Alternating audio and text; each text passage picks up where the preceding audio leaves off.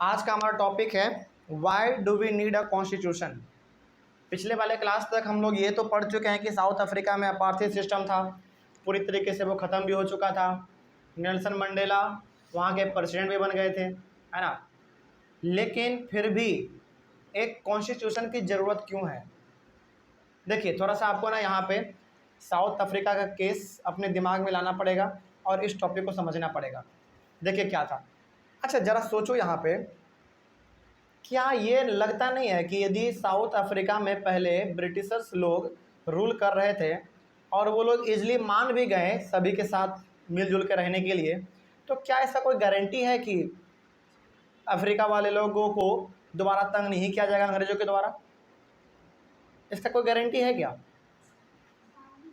इसका कोई गारंटी नहीं है कि साउथ अफ्रीका के लोगों को दोबारा तंग नहीं किया जाएगा अंग्रेज़ों के द्वारा। कोई गारंटी नहीं है, क्योंकि उनके पास क्या है? पावर है, पैसा है, वेपन्स है, हर कुछ है उसके पास। जब चाहेगा वो डरा धमका के उसको चुप करवा देगा, ऐसा हो सकता है।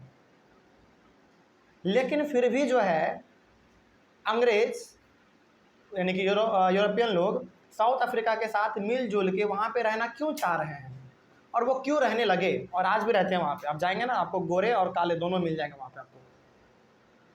इसलिए है क्योंकि वहाँ के ब्लैक लोगों को अभी भी भरोसा नहीं था, उनको विश्वास नहीं था कि क्या पता ये भविष्य में हमेशा हमारे साथ ही रहेंगे, क्या पता बाद में पलटफेर कर दें, दोबारा हमारे ऊपर ये कंट्रोल कर लें, क्योंकि पावर इनके पास पूरा है।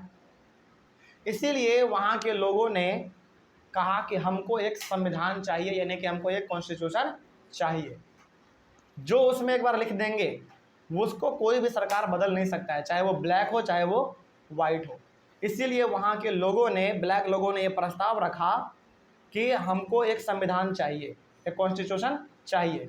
लेकिन वाइट वाले लोगों ने भी इसका समर्थन किया, कहा ठीक है आप कह रहे हैं तो अच्छी बात है, हमारे पास एक संविधान होना चाहिए। तब जाकर वहाँ पे क्या बना? कॉन्स्टिट्यूशन बना। और कॉन्स्टिट्यूशन में जो एक बार लिखा जाता है वो, उसमें सुधार हो सकता है लेकिन वो बदला नहीं जा सकता। सुधार में और बदलने में फ़र्क है। सुधार में यह है कि कुछ जोड़ देना, कुछ हटा देना, बदलने में है कि पूरा उसको बदल देना। तो संविधान में जो एक बार लिखा जाता है उसको बदल पाना बहुत ही मुश्किल है। लेकिन हाँ, उसी में कुछ जोड़ घटा आप सकते हैं। लेकिन इसीलिए यहाँ के लोगों ने सोचा कि क्यों ना हम एक संविधान बना ले जिसके अंदर वाइट और ब्लैक दोनों का अधिकार जो है लिख दिया जाएगा। एकदम आराम से आप अपना जीवन यापन कीजिए जैसे करना है आपको। कोई भी गवर्नमेंट अपना एक अलग फैसला नहीं ले सकता है। ये ही हमारा संविधान का पावर है। समझ रहे बात को? वही चीज़ तो इंडिया में भी होता है ना। कभी गवर्नमेंट यहाँ पे बीजेपी का होता है, कभी कांग्रेस का होता है, कभी बीजेपी का होता है, कभी कांग्रेस का होता है।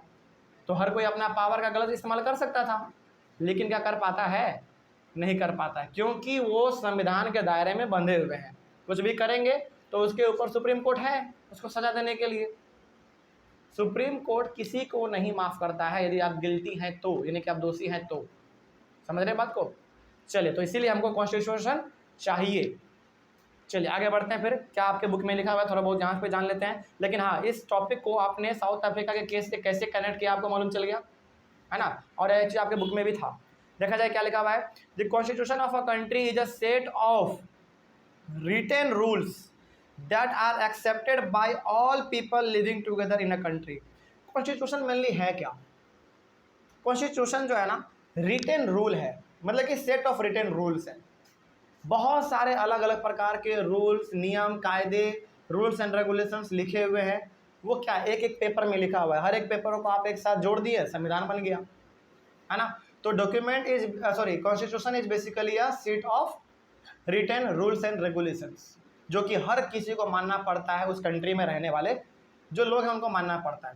और लगभग आज दुनिया के हर एक कंट्री के पास अपना संविधान है। समझ रहे बात को? हर किसी के पास है। लेकिन जानकर आपको बड़ी हैरानी होगी कि इंग्लैंड एकमात्र ऐसा देश है, इंग्लैंड हमारा एक यूरोपियन कंट्री है, इंग्लैंड एकमात्र ऐसा देश है जिनके पास कॉन्स्टिट्यूशन तो है लेकिन बुक के रूप में नहीं है। अलग अलग पेज उसका अलग अलग है, यानी कि अलग अलग पेज पे उसका अलग अलग नियम लिखा हुआ है, वो बाइंड अभी तक नहीं किया गया है।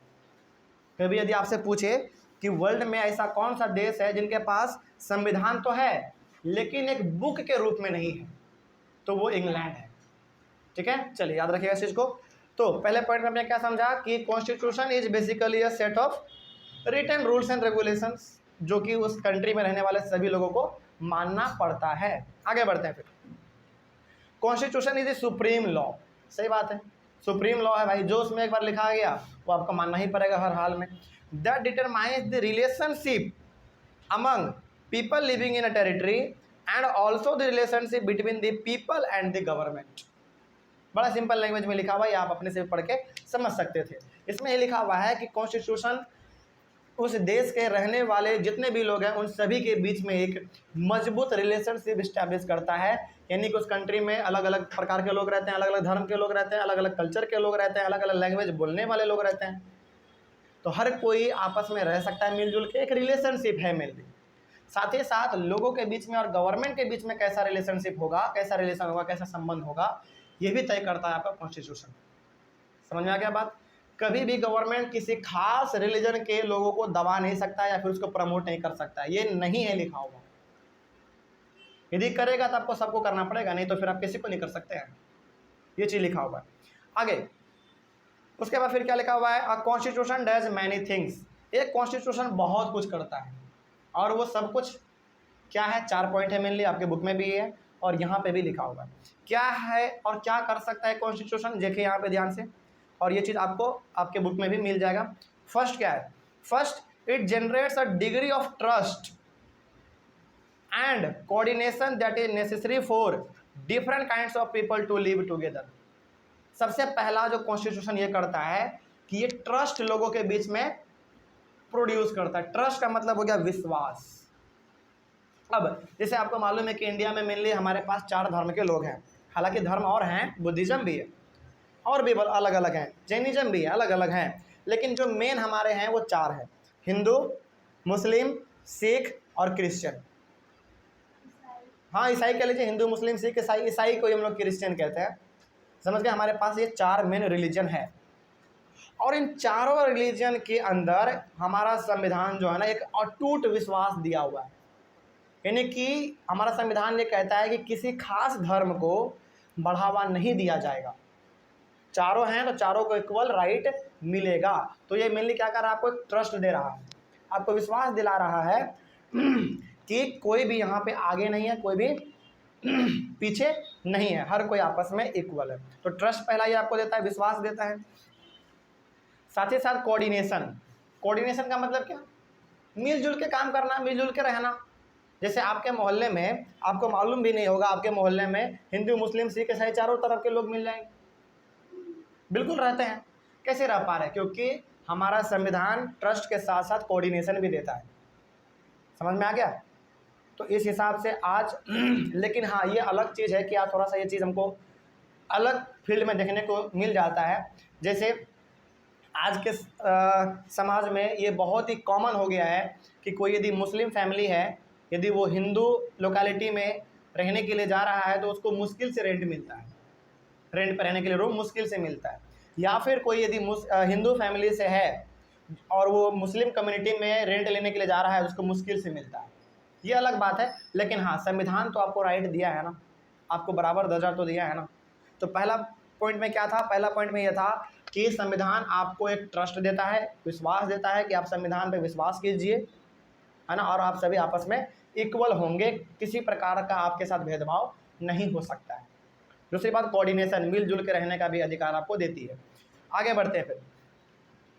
सेकंड क्या है, it specifies how the government will be constituted.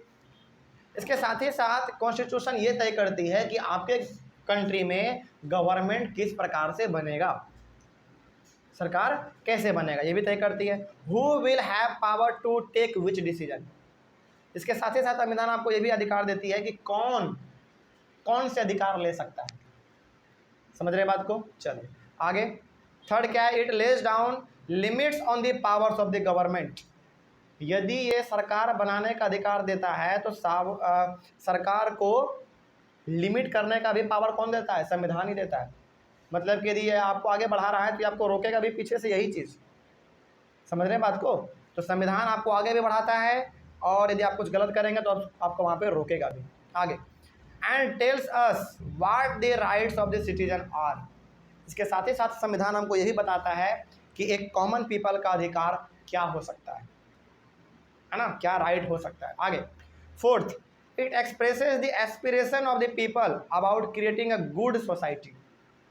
हमारे जो एस्पिरेशंस हैं, हमारे जो इच्छाएं हैं, इसको भी संविधान आगे बढ़ाने के लिए, यानी कि हम अपने इच्छाओं के लिए जो करना चाहें कर सकते हैं, है ना। हमारे जो ज़रूरत है हम उसको जिस हिसाब से पूरा करना चाहें हम पूरा कर सकते हैं। बस शर्त ये है कि आपका रास्ता गलत नहीं होना चाहिए, नहीं तो फिर जो संविधान आपको राइट दिया था वही संविधान आपको जेल के पीछे भी डाल सकता है ना।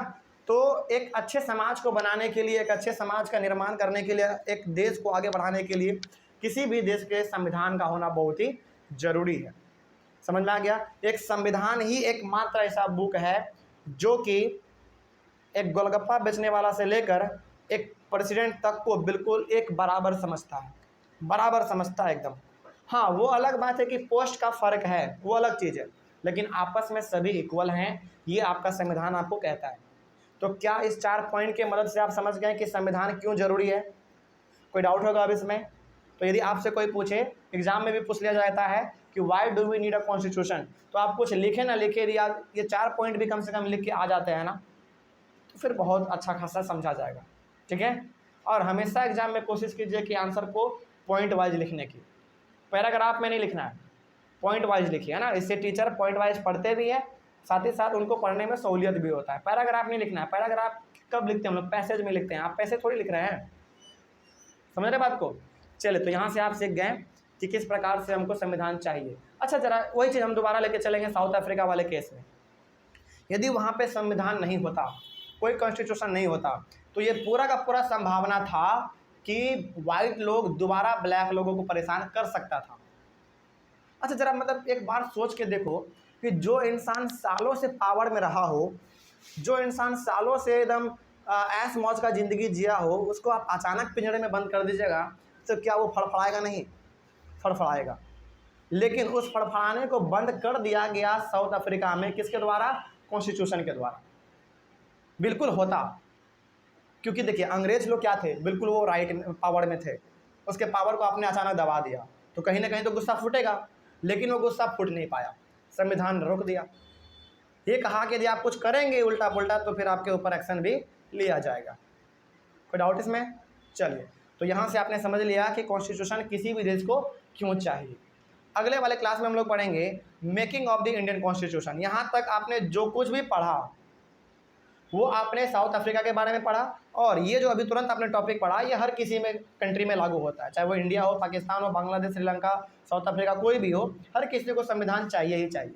मोटा मोटी इस टॉपिक को छोड़कर अगले वाले क्लास तक जो भी आपने पढ़ा था, पिछले वाले क्लास तक, वो केवल और केवल साउथ अफ्रीका के बारे में था। और इस टॉपिक के बारे में आज जो आपने पढ़ा ये हर कंट्री के बारे में था। और आज अगले यानी कि अगले वाले क्लास में जो आप पढ़ेंगे making of the Indian constitution, ये केवल और केवल भारत के बारे में होगा। ठीक है। तो ये चैप्टर बेसिकली आपका 2 अलग अलग हिस्सों में बटा हुआ था, पहला साउथ अफ्रीका के बारे में और दूसरा इंडिया के बारे में। तो अगले वाले क्लास में हम लोग ये जानेंगे कि भारत का संविधान कैसे बना, क्योंकि भारत में भी तो हमारे पास अलग अलग 4 धर्म के लोग हैं, है ना। क्या क्या समस्या आया, कैसे लिखा गया, किसके द्वारा लिखा गया, इन सभी चीज़ों के बारे में हम लोग अपने अगले वाले क्लास में डिस्कस करेंगे। टॉपिक का नाम होगा अगले क्लास में making of the Indian constitution. यहाँ तक में किसी को कोई डाउट रहा? चलिए, thank you very much and have a nice day.